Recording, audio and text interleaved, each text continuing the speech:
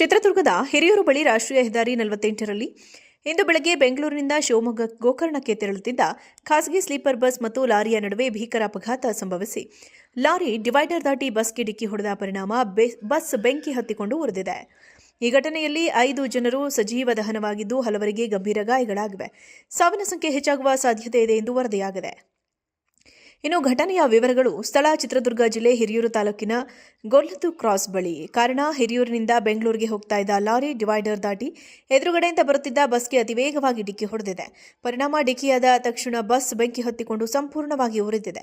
ಬಸ್ನ ವಿವರ: Seabird travels ನಿರ್ವಹಿಸುತ್ತಿದ್ದ ಬೆಂಗಳೂರಿನಿಂದ ಶಿವಮೊಗ್ಗ ಗೋಕರ್ಣಕ್ಕೆ ತೆರಳುತ್ತಿದ್ದ ಖಾಸಗಿ ಸ್ಲೀಪರ್ ಬಸ್ ಇದಾಗಿದ್ದು, ನಷ್ಟ 5 ಜನರು ಸ್ಥಳದಲ್ಲಿ ಸಜೀವ ದಹನ ಆಗಿದ್ದಾರೆ. ಗಾಯಾಳುಗಳನ್ನು ಹಿರಿಯೂರು ಮತ್ತು ಚಿತ್ರದುರ್ಗದ ಆಸ್ಪತ್ರೆಗೆ ದಾಖಲಿಸಲಾಗಿದೆ. ಲಾರಿ ಚಾಲಕನ ನಿರ್ಲಕ್ಷ್ಯವೇ ಘಟನೆಗೆ ಕಾರಣ ಎಂದು ಪ್ರಾಥಮಿಕವಾಗಿ ಹೇಳಲಾಗುತ್ತಿದೆ. ಸ್ಥಳಕ್ಕೆ ಎಸ್ಪಿ ರಂಜಿತ್ ಭೇಟಿ ನೀಡಿ ಪರಿಶೀಲನೆ ನಡೆಸಿದ್ದಾರೆ. ಈ ಘಟನೆಯ ಕುರಿತು ಹೆಚ್ಚಿನ ಮಾಹಿತಿ ನಿರೀಕ್ಷಿಸಲಾಗಿದೆ.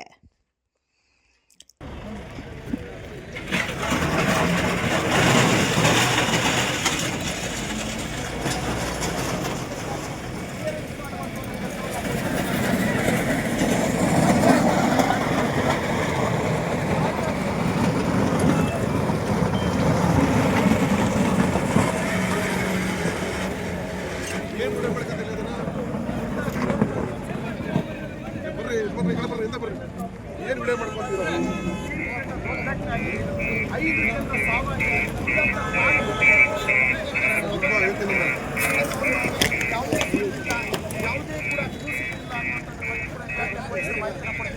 ಸದ್ಯಕ್ಕೆ ಸಿಕ್ಕಿದಂಥ ಮೂಳೆಗಳಿಂದ ಒಂದು ಮೂಳೆಗಳನ್ನು ಸೋಪೋ ಟೀಮ್ನವರು ಕಲೆಕ್ಟ್ ಮಾಡಿಕೊಂಡು ಪರಿಶೀಲನೆ ಮಾಡುವಂಥ ಒಂದು ಕೆಲಸವನ್ನು ಮಾಡಿದ್ದೀವಿ. ಕ್ಯಾಮ್ರಾ ಪರ್ಸನ್ ರೈಟ್ ಜೊತೆ ಮಂಜುನಾಥ್, SIT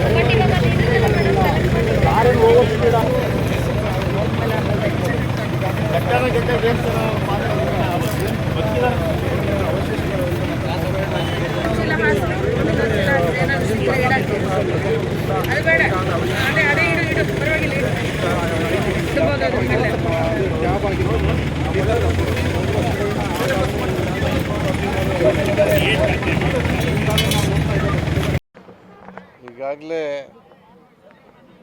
ನಿಮಗೆ ಗೊತ್ತಿರುವಂತೆ ಬೆಳಗಿನ ಜಾವ 2 ಗಂಟೆಗೆ ಒಂದು ಅಪಘಾತ ಆಗಿದೆ. ಹಿರಿಯೂರಿನ ಜವನಕೊಂಡ ವಿಲೇಜ್ ಹಳ್ಳಿಯ ಸಮೀಪ. ಹಿರಿಯೂರು ಕಡೆಯಿಂದ ಬೆಂಗಳೂರಿಗೆ ಹೋಗ್ತಾ ಇದ್ದಂಥ ಒಂದು ಕಂಟೈನರ್ ಲಾರಿ ಬೆಂಗಳೂರಿನಿಂದ ಗೋಕರ್ಣಕ್ಕೆ ಹೋಗ್ತಾ ಇದ್ದಂಥ ಸೀಬರ್ಡ್ ಬಸ್ಸಿಗೆ ಮಧ್ಯರಾತ್ರಿ ಸುಮಾರು 2 ಗಂಟೆ ವೇಳೆಗೆ ವೇಗವಾಗಿ ಹೋಗಿ ಮೀಡಿಯನ್ ದಾಟಿ ಡಿಕ್ಕಿ ಹೊಡೆದಿದೆ. ಬಹುಶಃ ಅದು ಬಸ್ನ ಡೀಸೆಲ್ ಟ್ಯಾಂಕರ್ಗೆ ಹೊಡೆದಿರಬೇಕು ಅಂತ ಗೋಚರ ಆಗ್ತಾ ಇದೆ. ಹೀಗಾಗಿ ಅದು ಬೆಂಕಿ ಉಂಟಾಗಿ ಇಡೀ ಬಸ್ಸು ಸುಟ್ಟೋಗಿದೆ. ಇದುವರೆಗೆ ನಮಗೆ ತನಿಖೆಯಿಂದ ಏನು ತಿಳಿದು ಬಂದಿದೆ ಅಂತ ಹೇಳಿದ್ರೆ 4 ಶವಗಳು ನಮಗೆ ಒಳಗಡೆ ದೊರೆತಿದ್ದಾವೆ. 25 ಜನ ಸೇಫ್ ಆಗಿದ್ದಾರೆ, ಅಂದರೆ ಯಾವುದೇ ರೀತಿಯ ತೊಂದರೆ ಇಲ್ಲದೆ ಹೊರಗಡೆ ಇದ್ದಾರೆ ಬಸ್ ಪ್ಯಾಸೆಂಜರ್ಸ್. ಕಂಟೈನರ್ ಡ್ರೈವರ್ ಕೂಡ ಬೆಂಕಿಯ ಇದರಲ್ಲಿ ಬೆಂಕಿಗೆ ಸಿಲುಕಿ ಸತ್ತಿದ್ದಾರೆ.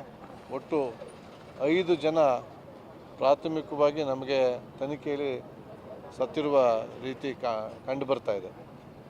3 ಜನ ನಮಗೆ ಪತ್ತೆ ಆಗಿಲ್ಲ. ಬಹುಶಃ ಅವರು ಅಪಘಾತದ ನಂತರ ಬಸ್ನ ಇಳಿದು ಹೋಗಿರ್ಬೋದು. ಅದು ಮುಂದಿನ ತನಿಖೆಯಲ್ಲಿ ಗೊತ್ತಾಗ್ತದೆ.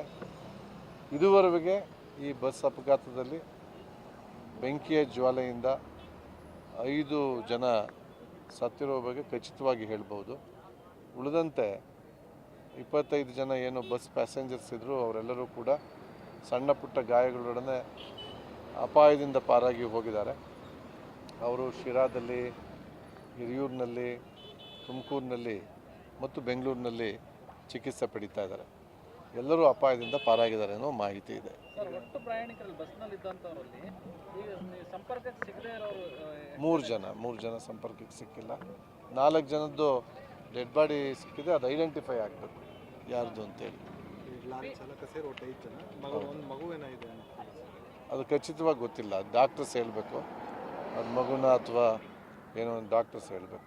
ಇದು PM ಮಾಡಿಸೋದು ಯಾವಾಗ ಮತ್ತೆ ಎಲ್ಲಿ? ಆಲ್ರೆಡಿ PMಗೆ ಹೋಗಿದೆ, ಡೆಡ್ ಬಾಡೀಸ್ PMಗೆ ಹೋಗಿದೆ. We have to collect samples for DNA test. ಏನೆಲ್ಲ ಪ್ರೊಸೀಜರ್ಸ್ ಇರುತ್ತೆ ಸರ್? ಇದಾದಮೇಲೆ ಇಡೀ ಆ ಪ್ರೊಸೀಜರ್ನ ವೈದ್ಯಕೀಯ ತಂಡದವ್ರು ಮಾಡ್ತಾರೆ. ಪರೀಕ್ಷೆ ಬಳಿಕ ಅದನ್ನು ನಂತರ ಅವರ ಆಲ್ರೆಡಿ ನಮಗೆ ತಜ್ಞರು ಬರ್ತಾ ಇದ್ದಾರೆ. ಬಂದ ತಕ್ಷಣ ಅವರು ಸ್ಯಾಂಪಲ್ನ ನೋಡಿ ಖಚಿತಪಡಿಸ್ತಾರೆ. ಅಲ್ಲಿವರೆಗೆ ನಾವು ಆ ಶವಗಳನ್ನು ಸುರಕ್ಷಿತವಾಗಿರ್ತಕ್ಕಂಥ ಕೆಲಸವನ್ನು ಮಾಡ್ತೇವೆ. ಕುಟುಂಬಸ್ಥರು ಯಾರಾದರೂ ಸಂಪರ್ಕ ಮಾಡಿದ್ದಾರೆ? ಇದುವರೆಗೂ ನಮ್ಮನ್ನ ಯಾರೂ ಮಾಡಿಲ್ಲ. ನೀವು ಸಂಪರ್ಕ ಮಾಡಿದ್ರೆ ಕುಟುಂಬಸ್ಥರು ಯಾರು ಸಿಕ್ಕಿದ್ದಾರೆ ಸರ್? ಅವೈಲಬಿಲಿಟಿ ಇದೆ? ಈಗ ನಾವು ನೇರವಾಗಿ ಅವ್ರ ಮೊಬೈಲ್ ನಂಬರ್ಗಳಿಗೆ ಮಾತನಾಡಿದ್ದೀವಿ. ಗಾಯಾಳುಗಳು, ಬಸ್ ಪ್ಯಾಸೆಂಜರ್ಸು ಅವರು ನಮ್ಮ ಜೊತೆ ಮಾತಾಡಿದ್ದಾರೆ. ಅವ್ರ ಕುಟುಂಬದ ಜೊತೆ ಸಂಪರ್ಕದಲ್ಲಿದ್ದಾರೆ ಅವರು.